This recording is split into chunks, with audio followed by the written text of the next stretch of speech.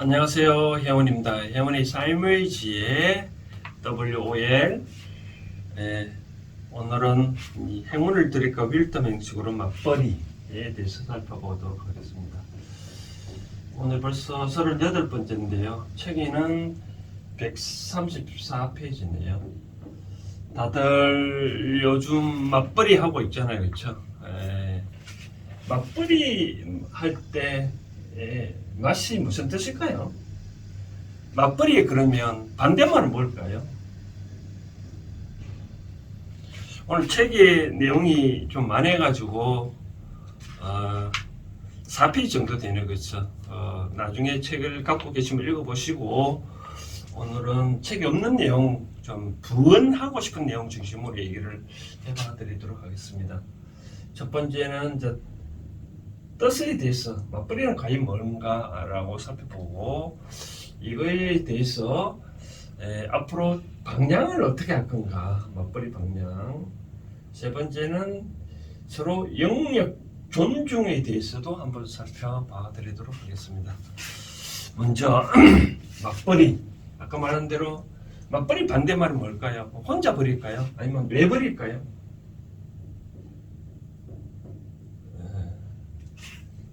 국어사전에 왜 버리는 말은 없습니다. 왜 버리는 말은 없고, 왜 이런가 가만히 생각해 보면 우리가 버리라는 말이 우리가 가정생활 입장에서 세상에는 뭐 보면 양가 있고 음이 있잖아요. 그렇죠? 근데 분류를 해보면 일반적으로 하늘은 양이고 음은 땅 일어날 수 있고 해와 달 이렇게 나눌 수 있잖아요. 그렇죠? 그다음에 이제 사람을 따지면 남자, 여자를 이제 음과 양으로 이렇게 구분되는데 세상에는 이 양이 하는 일이 있고 음이 하는 일이 있다 보니 통상적으로 한 사람만, 예를 들어서 한 사람이 벌면 나머지 한 사람은 뭐를 해야 될까요? 이걸 갖고 운영을 해야 되잖아요. 그렇죠? 운영할 책임이 있는 거니까 우리가 안과 밖이 있다면 안을 만약에 음이라면 밖은 양이 되겠죠. 그렇죠? 밖에서 벌어들이는 거를 안에서는 이거는 운영을 해야 될 책임이 있는 거죠. 그렇죠? 그러다 보니까 벌이라는 당연히 혼자 번다라는 말이가 강한 것 같아요. 번다는 말은 혼자 번다. 나머지 어떻게 했냐? 바로 운영, 그것을 어떻게 운영할 건가. 바로 그런 거. 그러면 이제 맞벌이는 제가 국어사전을 찾아봐도 맛이란 이 단어가 재밌던데, 예를 들어서 맞수라는 것은 서로 맞수. 또 뭐 서로를 서로 본다. 맞선이라는 단어 있잖아요. 맞선. 그러면 이제 맞선이랑 맞수 서로 대등하게 뭔가 한다 그런 얘기인 것 같아요. 그래서 맞벌이라는 말은 서로 대등하게 번다. 바로 그런 의미인 것 같아요. 우리가 동업하는 거는 서로 버는 거죠, 그렇죠? 그러면 동업하지 아니한 걸 혼자 버는 거는 뭐 단독 사장 등등이 있는데. 그럼 이제 맞벌이라는 의미를 이렇게 봤었을 때 과연 번다는 의미가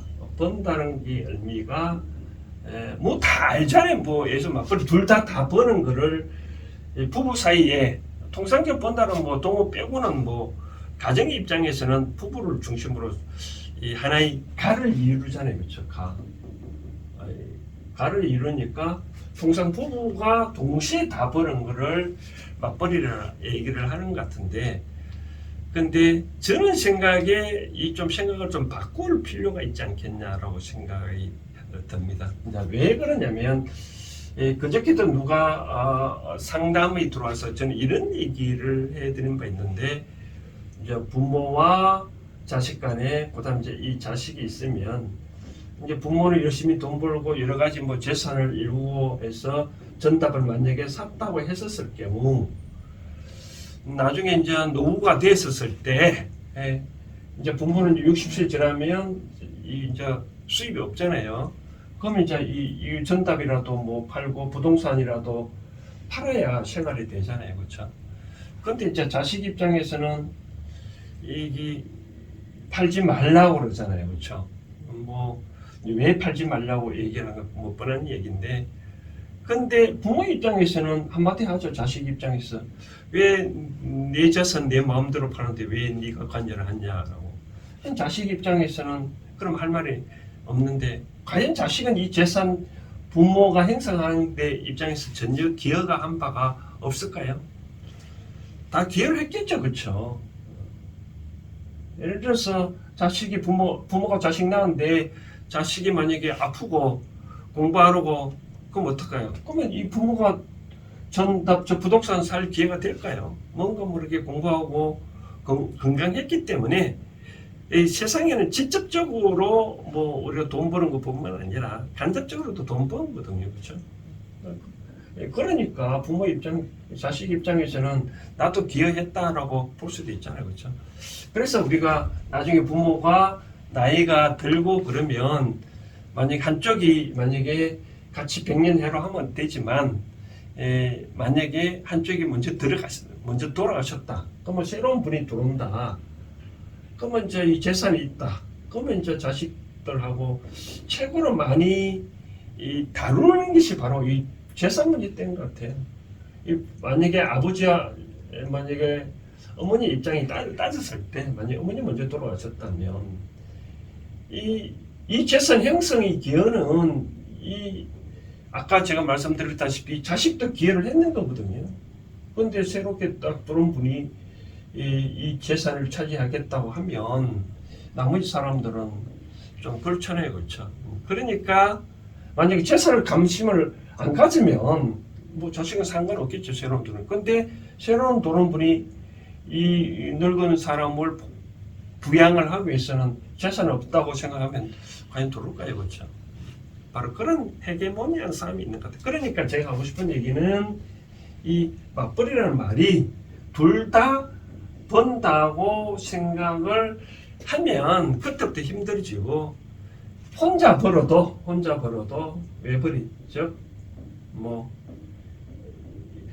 외벌이는 다른 없지만 벌이를 혼자 한다 하더라도 나머지 분들도 여기 서로 관여를 하고 있다라고 생각하면 편합니다. 그래서 그걸 또 잘 운영을 하면 좋거든요. 저는 가끔 이런 생각을 합니다. 우리가 이 집안에서 여자가 시집안 살림하고 자식을 키우는 것을 이것도 큰 벌이거든요. 세상에 따지고 봤을 때, 예를 들어서 제가 가끔 과거에 이제 스티브 잡스의 이야기를 보면 그런 얘기거든요. 스티브 잡스가 양으로 갔잖아요. 그렇죠?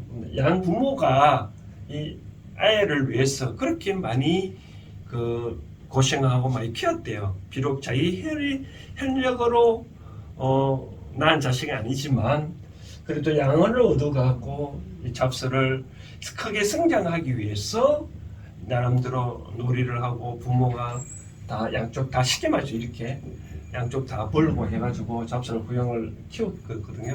키우다 보니까 오늘날 이렇게 인류의 커다란 기술이 발달되고 대혁명이 일어났잖아요. 그렇죠? 이런 키운 거 자체도 뭐 돈만 현금만 들어왔다 해가지고 그것만 버는 거 아니잖아요. 그렇죠?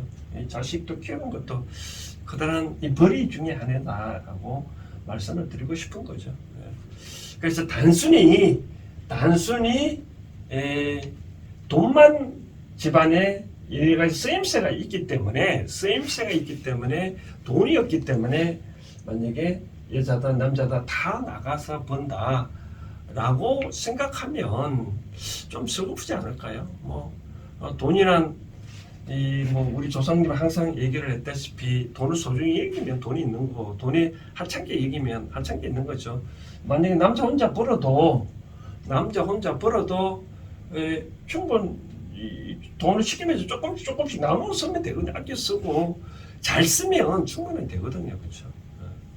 그렇기 때문에 돈이 없어서 양쪽 다 번다는 것은 좀 그렇다. 그럼 저는 어떤 식으로 생각하고 싶냐면, 양쪽 다 번다면 저는 이런 취지에서 한번 살펴보라고 말씀드리고 싶거든요. 예를 들어서 요즘 세대들 보면 다들 남자나 여자나 할 것 없이 균등하게 교육을 받고 있잖아요. 뭐 어릴 때부터 뭐 피아노 학원, 뭐 미술 학원, 또 우리 애들 보니까 뭐 또 뭐 웅변 뭐 학원 여러 가지 쭉그 학원 마치잖아요. 학원 마치고 초등학교, 중학교, 대학교까지 다 하는 거 보면 쉽게 말해서 뭐 심지어 세계사까지 공부하는 전 세계적 민족으로 자기 나라의 역사 이외에 세계사까지 가르치는 나라는 우리나라밖에 잘 없는 것 같더라고요. 그래서 왜 그러냐면 저도 여행 가다 보면 이 코리아 어디 왔다 가면 잘 모를 수 있잖아요. 그죠? 근데 우리는 뭐 역사 배우다 보니까 서양 역사, 동양 역사, 인도 역사 다 알잖아요. 그렇죠? 뭐 인도의 뭐 마오리 왕국이라든지 그걸 한국 사람은 알지 뭐 인도 사람한테 물어봐야 잘 알까요? 진나라 역사지만 그렇게 많이 공부시켰으면 이 공부시킨 것을 뭔가 모르게 활용을 해야 되지 않을까요? 그렇죠? 그냥 사장을 시킨다 하면 아깝잖아요. 만약에 쉽게 말해 여자 입장에서 가정만 지킨다, 뭐 교육만 애들 교육을 시킨다 라고 생각했었을 때 전에는 뭐 애를 시키는 걸 보모라 그러잖아요. 보모. 애들 교육시키는 거는 보모만 있으면 되지. 이 대학교까지 나온 사람이 머리가 이 천재는 머리가 확 커진데 애는 요만한데 서로 양육하다 그러면 얼마나 복 터지겠어요. 그렇죠? 그래서 저는 생각하기에 맞벌이를 개념에 이제는 마실을 둘 다 번다는 생각을 하지 말고 내가 갖고 있는 어떤 인격체, 사람은 누구다 저마다의 소질을 개발하고 누구나 갖고 있잖아요. 그렇죠? 나도 그만큼 역량을 갖고 있으면 역량을 갖고 있는 만큼 그거를 이제까지 내가 이만큼 커왔으면 뭔가 모르게 사회에 환원해야 되잖아요. 그렇죠? 환원한다는 개념이 바로 사회의 구성원으로서 하나의 일원으로서 사회 활동을 한다. 그런 차원에서 어떤 둘 다 같이 바깥의 생활을 해야지 오로지 돈 때문에 나도 같이 벌어야 되겠다라고 생각한다 그러면 참 인생이 슬프고 나도 남자 입장에서 봤었을 때 좀 못났지 않을까요? 그렇죠? 내 진짜 사랑하는 여인이 이 집안에서 있고 또 나를 뭐 보살펴 준다든지 그런 개념하면 내가 뜻하고 행복한데 내가 못 번다고 해가지고 내 사랑하는 여인이 바깥에 일하는 모습을 한다 그러면 좀 창피스러운 것 같아요. 그래서 저는 양쪽 사회생활을 한다 그러면 돈 때문에 나가서 벌지 말고 이렇게 뭐 어릴 때부터 심지어 세계사까지 배운 사람을 한테를 자꾸 집안에 있게 하지 말고 사회 구성으로 하라고 말씀드리고 싶고 양육은 어떻게 할 건가라고 봤었을 때 통상 저는 이 애는 통상 3살까지는 우리가 인격 형성에 지대한 영향을 미치니까 쉽게 말해서 하나의 스티브 잡스처럼 그런 인물을 키우겠다 생각이 들면 3살까지는 엄마가 키움에 맞고 3살 이후부터는 이제 학원 등등 보내지 말고 이제 부모를 좀 가정부를 좀 줄인다 해가지고 그거 이제 교육시키고 정규 수업 뭐 유치원부터 뭐 초등학교 이런 식으로 보내면 되는 거지 어린 애들부터 그렇게 할 필요는 있지 않겠냐. 그러니까 본인이 바깥 생활을 한다 그러면 그런 수익금으로 부모를 고용을 해서 그 사람들한테 이 양육을 맡기는 것도 좋지 않겠나라고 생각되어집니다. 그 다음 제가 이제 맞벌이라는 개념은 그런 식으로 하고 싶고 두 번째 이제 이 방향을 어떻게 할 건가라고 말씀하셨을 때 서로 방향 앞으로 맞벌이를 이양하게 되는데 이 부부가 최대한 잘 하려면 어떻게 할 건가라고 봤었을 때 저는 이런 식으로 말씀을 드리고 싶네요. 이 부부는 기본적으로 행복 추구하는 거잖아요. 그렇죠? 행복 추구하는 거니까 서로가 독립된 영역 시행을 한다 그러면 서로 도와주면 좋겠죠, 그렇죠? 아까 제가 혼자 버린다고 하더라도 혼자 번다고 하더라도 에서 바깥은 일을 한다고 하더라도 안에는 내조를 한다고 그러잖아요.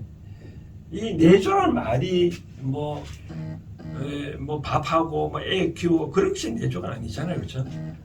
남자가 이렇게 성장해 가면 예를 들어서 사원이다, 뭐 대리다, 과장이다, 부장이다, 뭐 이사가 된다면 이 급에 맞게끔 남들이 지식을 쌓아와야죠, 그렇죠?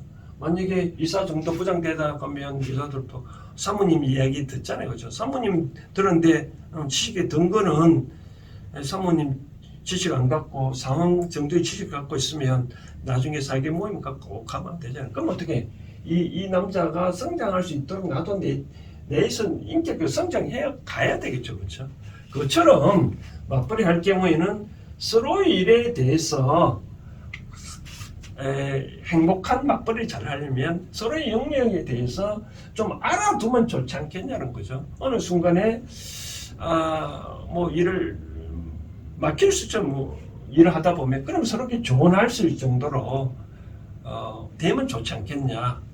예를 들어서 뭐 극단적으로 의사다, 뭐 농부다 얘기를 한다 그러면 뭐 의사도 뭐 환자 치료하다 보면 답답잖아요, 그렇죠? 뭐 그런 경우에 농사 일을 한다 하더라도 의사 일에 관계되는 공부 좀 해놓고 또 의사 일을 한다 하더라도 농사 일에 관계된 서로 알고 서로가 조언할 수 있는 동반자의 역할을 해주면 참 이 맞벌이가 하더라도 힘들지 않냐고 집에 들어가도 내가 집에 가면 나의 남편한테 나의 아내한테 뭔가 모르게 자문을 받을 수 있다 그런 생각이 들 수도 있잖아요, 그렇죠?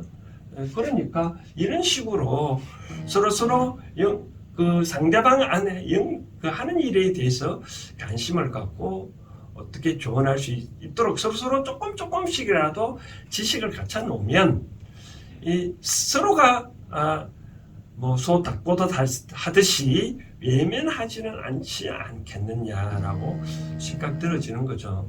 세 번째로는 제가 말씀드리고 싶은 거는 서로가 영역을 존중을 할 줄 알아야 된다라고 말씀을 드리고 싶네요. 하나만 예를 들면 이런 경우가 있겠죠. 예를 들어서 화장실을 갔을 때 남자 화장실에 가보면 여자들이 가끔 청소할 수 있잖아요. 저도 일본에 여행을 가보면 심지어 남자 사원에서도 여자가 들어와가지고 청소하는데 그런 건데 그때 이 여자분이 과연 성을 빠질 때 여자일까요? 어떻게 하면 투명 인간일 수도 있잖아요, 그렇죠? 투명 인간. 그렇다면 어떻게 되겠느냐? 그러니까 투명 인간이가 들어가서 청소하고 뭐 해도 상관없잖아요, 그렇죠? 이런 개념이라면 우리가 예를 들어서 또 다른 예를 들어봤을 때 탤런트들이 있다. 그럼 만약에 남자가 있고 여자가 있다라고 했을 때 남자 탤런트가 바깥에서 뭐 드라마 찍을 때 어떤 여자와 키스한다고 했을 때 그러면 이 남자가 이 여자와 키스를 했을 때 남자가 나의 남편이 키스하는 걸까요? 아니잖아요, 그렇죠? 그 드라마의 극적으로 드라마상에 이 남자가 다른 사람 키스하는 거지 나의 남편이 키스하는 건 아니잖아요, 그렇죠? 마찬가지 여자도 마찬가지로 연인이라면 뭐 예를 들어서 배드신 찍는다 하더라도 내 아이 부인이 배드신 찍는 게 아니잖아요, 그렇죠? 그 드라마에서 있듯이 이 투명 인간의 상황이잖아요, 투명. 마찬가지로 그렇기 때문에 맞벌이 하더라도 서로가 상대방한테 관심을 갖고 어떤 일을 하는 거에 대해서는 내가 좋은 일 서로 묻지 않냐면 대답을 안 하더라도 물으면 답변을 할 수 있을 정도의 관심을 갖되 이 영역에 대해서 어떤 일에 대해서 관여를 안 하는 것이 누구를 만나든 어떤 일을 하든 간에 관여를 안 해야 되는 거죠, 그렇죠? 만약에 관여한다 그러면 예를 들어서 쉬운 예로 네 오늘 만약에 어떤 일을 하더라도 예를 들어서 남자 입장에 있으면은 네 다른 남자 만나지 말고 여자들끼리만 일해라. 또 여자 입장에서 네 남자들끼리만 일을 해라. 다른 여자랑 일을 하는데 보기 싫다. 꼬라지 보기 싫다. 그렇게 하면 이 맞벌이가 제대로 될까요? 그래서 앞으로 모든 것은 각자 상대방에 대한 영역이 참 서로 존중해 줄 필요가 있다 라고 말씀드리고 싶고, 이제 끝으로 이제 우리 가사 분담의 관계에 대해 또 언급을 해드리고 싶은데, 이 가사 분담은 저는 생각하기에 뭐 각각 뭐 예를 들어서 뭐 반반 해라, 뭐 3대 7로 해라, 4대 6대 해라, 그런 게 아니라 서로 의논해서 잘 풀어나가면 될 것 같아요.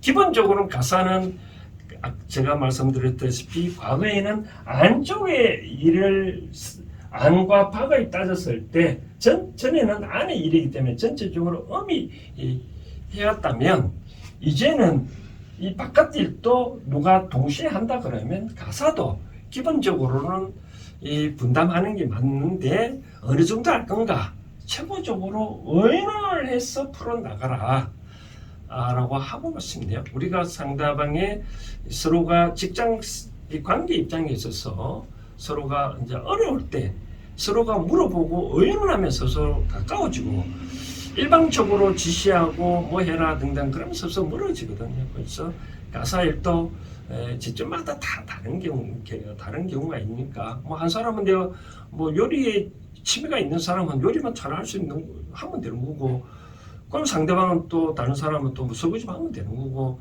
획일적으로 이렇게 해야 된다 이렇게 해야 되는 게 아니라 부부간에 다 의논을 해서 또 성장해 가면 애들도 가사일을 좀 분담시켜서 서로 의논을 해가 이렇게 하는 것보다도 서로 부모와 자식 간에도 잘 의논을 해서 이제 때에 맞게끔 풀어나가면 좋지 않겠나라고 생각되어집니다. 그래서 이 맞벌이 할 때는 상당하게 하고 싶은 이야기가 참 많은데, 그거는 또 다른 파트에서 또 뭐 나오면 얘기를 하고, 오늘 좀 길었지만 맞벌이 할 때는 기본적으로 이런 개념으로 맞벌이를 하고 또 하게 되면 이러한 차원에서 하면 이 말 그대로 행복이 오지 않겠냐, 행운이 오지 않겠나라고 생각되어집니다.